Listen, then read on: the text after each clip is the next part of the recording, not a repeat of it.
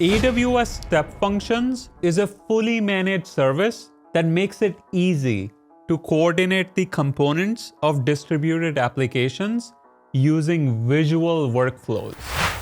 Hi guys, this is Abi from GokceDB, and in this video, you're going to learn 8 things about step functions in AWS.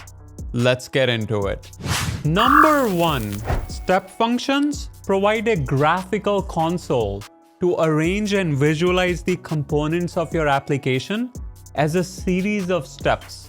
This makes it easier to build and run distributed applications. Number 2, AWS Step Functions automatically triggers and tracks each step and retries when there are errors. This allows your application to execute in order and as expected.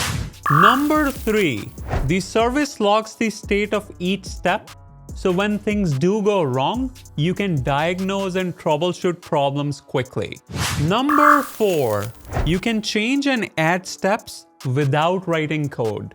This makes it easy to evolve your application and innovate faster.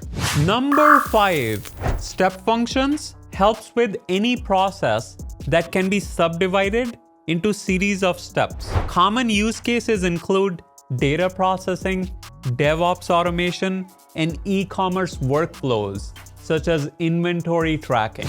Number 6, when you use step functions, you define state machines that describe your process as a series of steps, their relationships, and their inputs and outputs.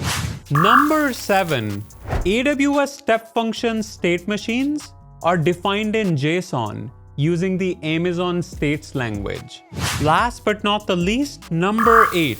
As of this recording, you get 4,000 state transitions per month for free with the AWS free tier. In summary, AWS Step Functions is a visual workflow service that helps you automate processes across 220 AWS services without maintaining code.